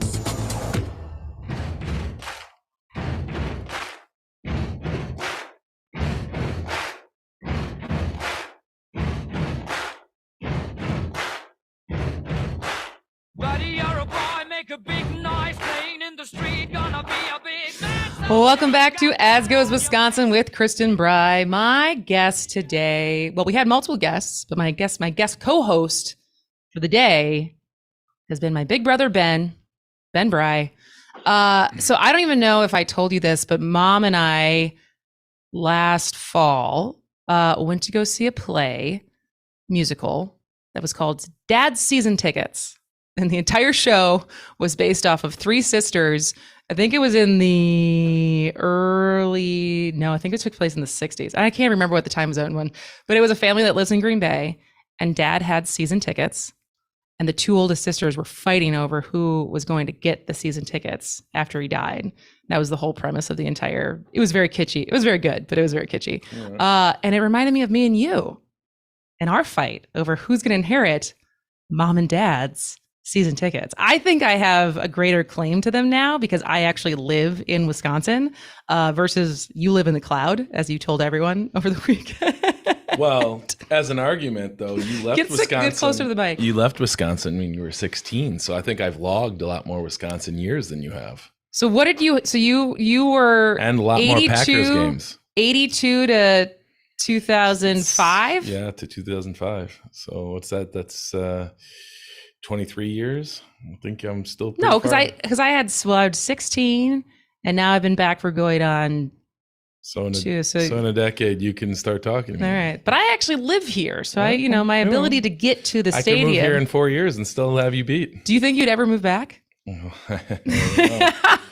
Maybe once the global warming continues to accelerate. Because all the fresh water we have here. Wow, it's going to be a nice place.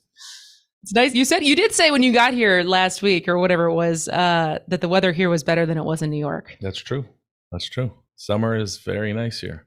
It's a good time to be here. It is very nice here. All right. So one of your buddies had a thought on the Packers and a little bit more, because I feel like a lot of times there's, especially now living in Wisconsin, one of the first things I realized when I moved back after, like you said, being in California and New York was that, like, I was a Packers fan, but I only really watched the games when that was like the event, when it was, if they were playing the 49ers, when I lived in San Francisco.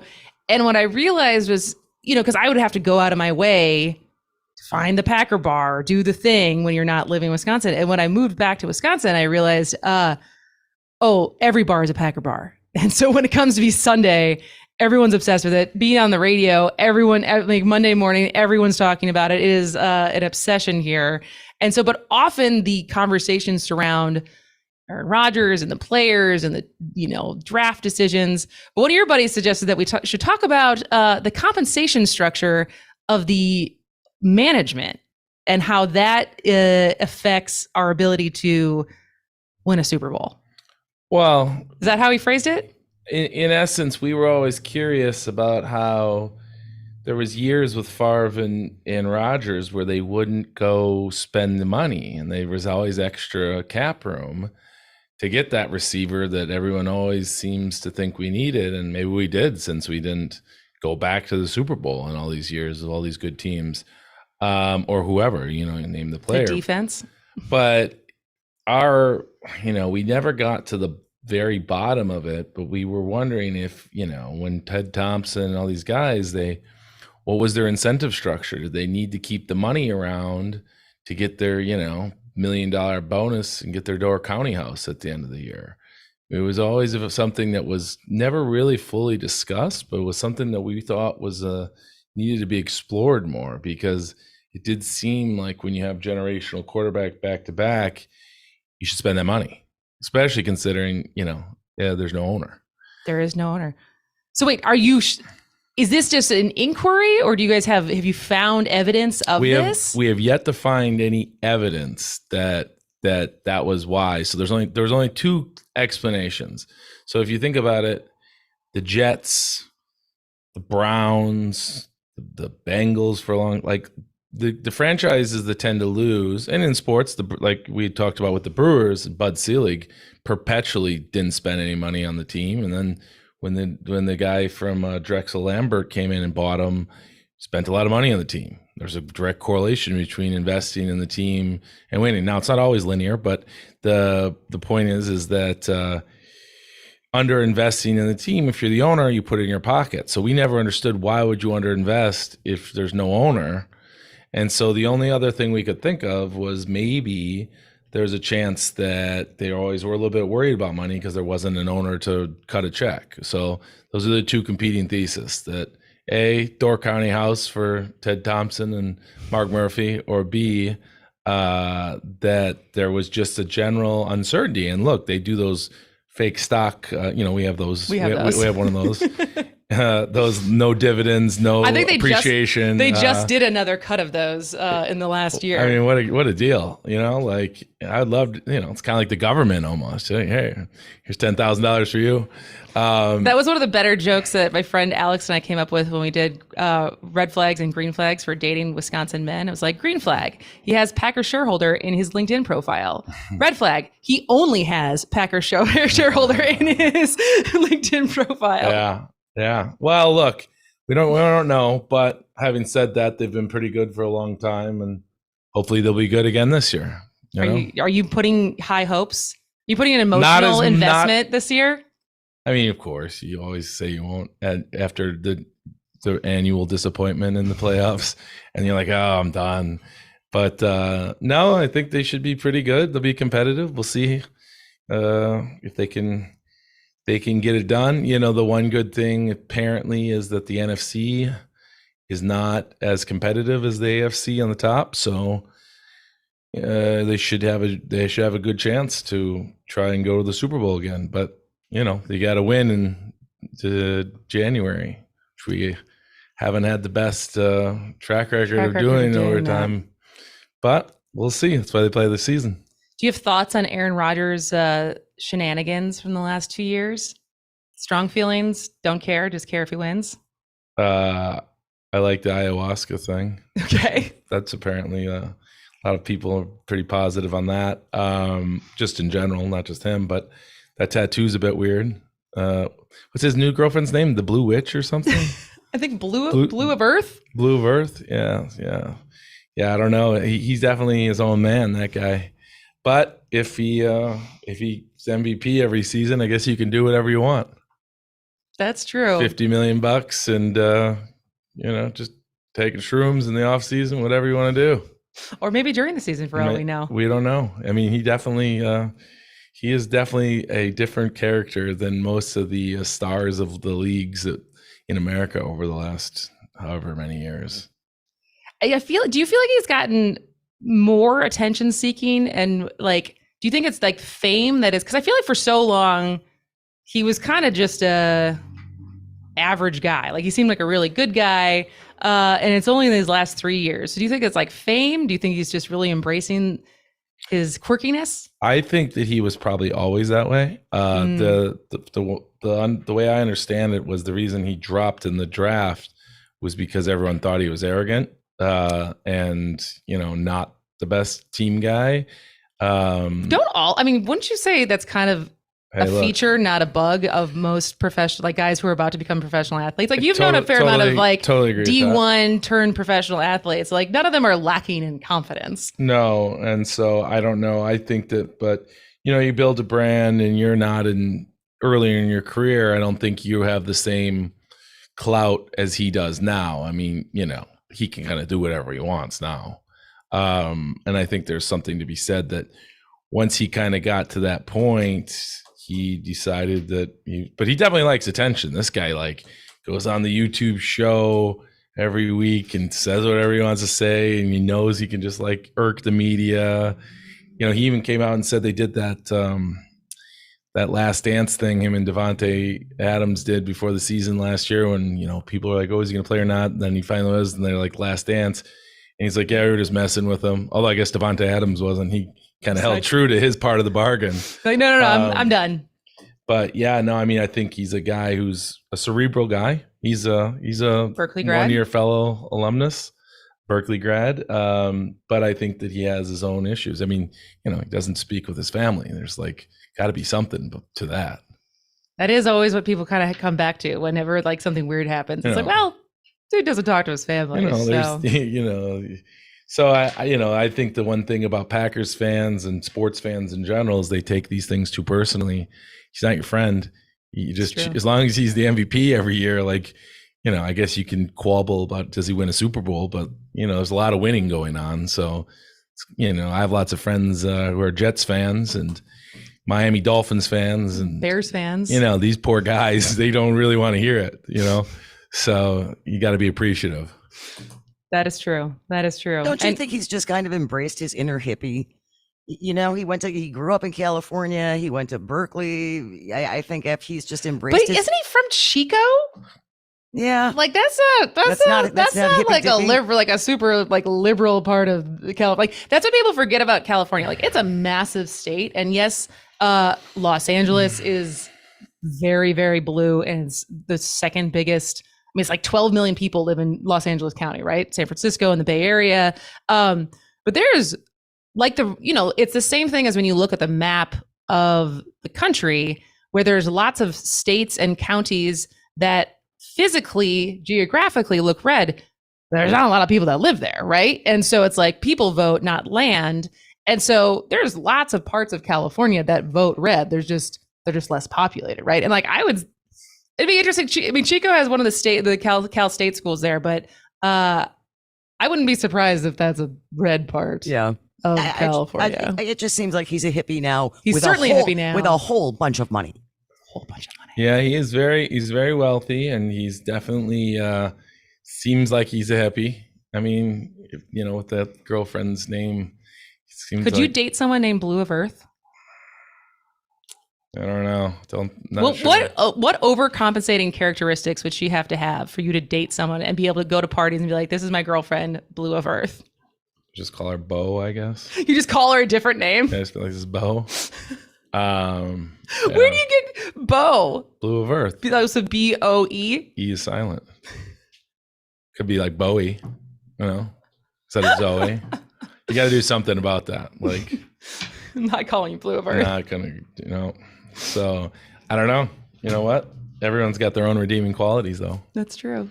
So she must be something interesting. But yeah, no, I think overall we're positive on the season. And you gonna come back for any games? I'm gonna come to the Patriots game with a bunch of Boston friends from when I lived in Boston. So yeah. Do you feel like they're safer at Lambeau than you would be in a Packers jersey at a Patriots game? Patriots games are not fun. The last time the Packers were at the Patriots, I actually went to the game and there's no issues. What's the most aggressive fan base you've been involved with at an away game? So I've never been to San Francisco, but I hear they're terrible. I was scared I was going to get beat up when I went. It was still at Candlestick, but that was terrible. The Browns are pretty bad. The Oakland Raiders used to be. Did you ever go to a Raiders game? No, I'm just thinking about the places that I knew had. Have you ever had an experience though where you were like, "Ooh, this is a bad situation"? Not really. At Green Bay, I did once. One guy spilled a beer on my head. Yeah, but weren't you a child? I was, but that's even worse. That's even more of a testament. Because what were you wearing? Bears hat. It's true. Were you you're a 10-year-old kid maybe eight? I think I was wearing 8. A Bears hat at a Lambeau game? Well, and some drunk guy. That was pre-Favre. The Bears were the better team. When you're a kid, you're kind of fair weather, And so someone, this is the whole. So story. You're saying I deserve that, though? Maybe, but so basically, someone poured a beer in your head, and then isn't it like the closest thing Dad ever came to being in a fight? I don't know his whole history of whether he's gotten in fights or not. But I know that with me, that was one of a few incidents that got, but I mean, look, I guess that's legitimate. Your son gets a beer poured on his head, and it's kind of a savage thing to do. We'll hold off on your other notorious Lambeau story, and I'll ask you at the break if you want to tell it or not. Okay. So we'll hold off, but we got one more segment, and then we're done for the day. But stick with us through the break. You're going to want to hear the joke we have when we come back. This is As Goes Wisconsin with Kristin Brey. Put your bag into your place. We will rock you. Sing it. We will rock you. Everybody, we will rock you.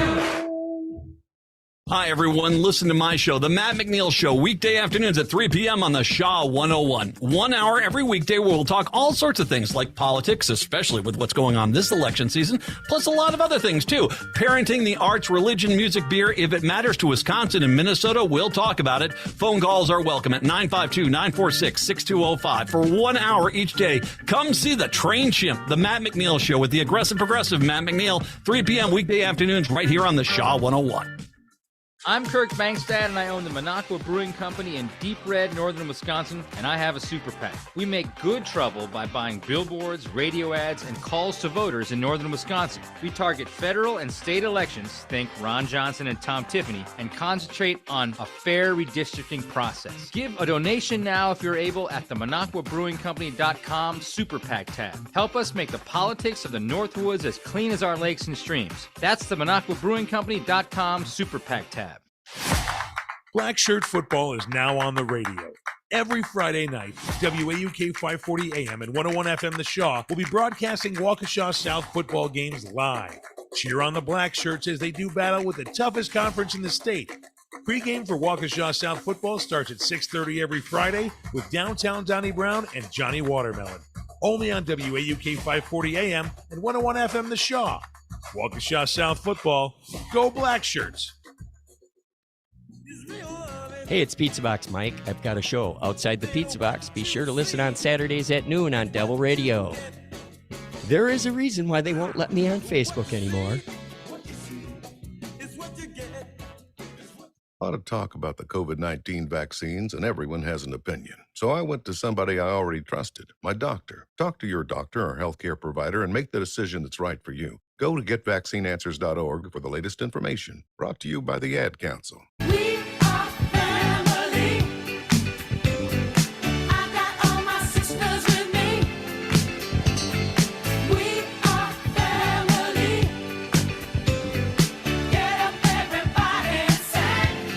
Welcome back to As Goes Wisconsin with Kristin Brey. We are family, although I have all my brother, singular, with me. My guest co-host today has been Ben Brey, my older brother. Now, I thought of this literally as I was leaving this morning to one of my favorite moments, I guess, with you since changing careers. So we grabbed some audio, and I'm going to see if you remember this. All right. My brother, who's here. How'd you like that butt plug joke?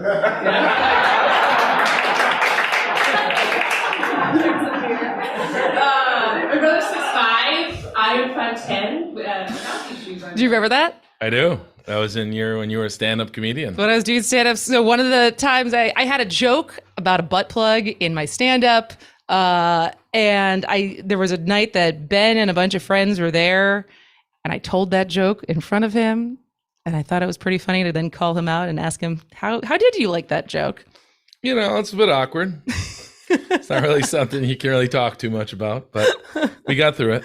We got through it. Do you remember later that night when you were like, you were pretty good. Like, you were really good at this. And then you immediately said, I think I'd be pretty good at stand-up.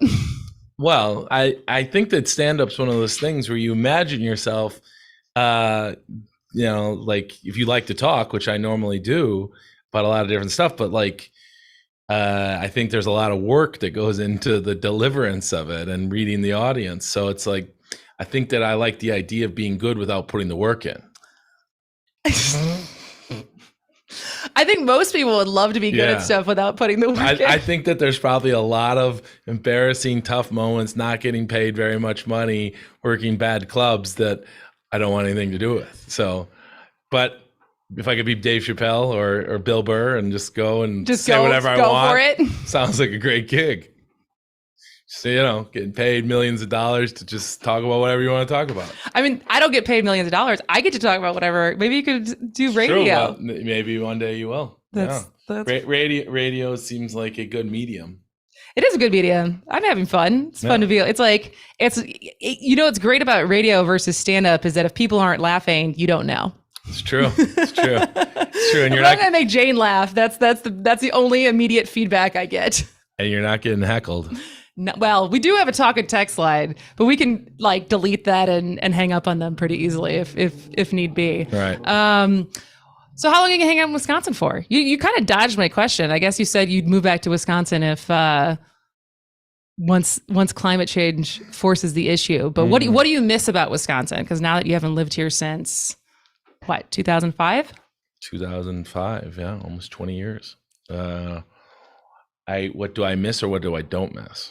Both. What would you guess that is I don't miss? I don't think you miss the weather. No, I don't. You do not miss the winters. Well, I should say you don't miss the winters because the weather right now is great. Nice, but I'm never around in the summers. So, but I don't know. I think there's a genuine, love for the Packers that's not available in New York City. You got to go seek your Packer fans out. I think that Wisconsin people are genuinely very trusting, nice people. So it's, good to be around Wisconsin people. And, my family's here. So I would say that was probably the number one that I miss, especially now that you've ditched me. What do you ditch you? Well, you were kind of in New York and then you just came back. Well, I guess you had a little stop in back in LA, but you were in New York there for a while. I was. So anyways, but no, it's good to be back. Good to be with you. Do you consider yourself a Wisconsin guy or an East Coaster now? Like when you when in your heart, like was the guy taken out of Wisconsin, but you can't take the Wisconsin out of the guy, or has the Wisconsin been taken out of the guy? It's difficult because having spent pretty much my whole adult life outside of Wisconsin, it's tough, it's tough to say, but you're still Wisconsin at heart. And we like to go to Badger games. and Packers games, and everyone knows I'm from Wisconsin. So like, you know, I still represent, but I would say that having spent a long time in, you know, New York and in Italy, it's a bit different than it was, but still love Wisconsin. Because that was what was interesting for me. I feel like how naturally I fell into, because I left even before you, right? Like you left when you were 24, 25 after you had gone to grad school in Wisconsin and moved to Boston and then New York. I left when I was 16. And I feel like how natural it was for me to move back to Wisconsin and feel like, oh, this feels very normal, and start making content for and about Wisconsin. I feel like for me, it very much is, you could never take the Wisconsin out of the girl. But I don't know if that's the same for you. Yeah, I'm not sure. Although I do like having spent back in the States now, I do feel like I feel very at home in the States versus being in Europe. But yeah, at the end of the day, I enjoy it. It's very easy to talk to Wisconsin people. You know exactly that conversation's been had and many times as a child. So I think it's very easy. Like, you know, I'm at home. Very nice to see you doing well and producing that excellent content. Producing the content. So all right, let's do some favorites. Favorite Wisconsin beer? Probably have to go with the Spotted Cow. Yeah. But the Lining Kugel Summer Shandy, not something you would probably drink. No, That's Spotted Cow is a for little you. too sweet for me. I can have like one. Yeah. Before I'm like, ugh. But for me, those are the two. Although the Shandy you can get in New York City now. It's a national beer. Didn't you have a friend who got in trouble with the Spotted Cow situation? You don't have to name his name, but that's kind of a funny story to end Yeah, on. that's a good story. Guys from I knew since I was young. And when he first got out there, he had a bar Out there being New York. Manhattan. Because remember that you can't buy Spotted Cow out of Wisconsin. I don't think you can even buy it in Illinois. I think it's just Wisconsin. Which- Yeah. So he had was to get people to a bar in the Upper East Side. He would have the Badger games on Saturdays. And then, you know, one of the things he thought would be cool is to serve Spotted Cow. You got denied like everyone does that tries to, you know, buy it. And so they took things into their own hands and rented a big truck, found a distributor, filled the moving truck up with cases of Spotted Cow and took it to New York City, drove it to New York City, which is, you know, kind of like what the mafia used to do. It's interstate trafficking. And started selling those for like $8 a bottle and here, whatever, $10 a bottle. And eventually somebody told on him and they got a $250,000 fine for that. So did he have to pay it or did he plea or how did that? I think he got it plead down to like 40, but still that's a lot of beers to sell to pay that fine. Oh, all right. Well, Benjamin Brey, thank you for joining me today. Thank you for having me. I'm sure I'll have you back to talk about many different things. You're a very opinionated guy, well-researched guy. Thank you for officiating my wedding. Yeah. Thank you for being a good big brother. And we will be back tomorrow. Thank you very much. Next is Dueling Tangents with Luke and Brian. This has been As Goes Wisconsin with Kristin Brey. Am I just another girl who came and went? Oh, Wisconsin, I'm doing great. The traffic's pretty bad, but I still love it in LA. Oh, Wisconsin, I bet they say I've changed, but you and I both know I'm still the same. Oh, Wisconsin, what's new?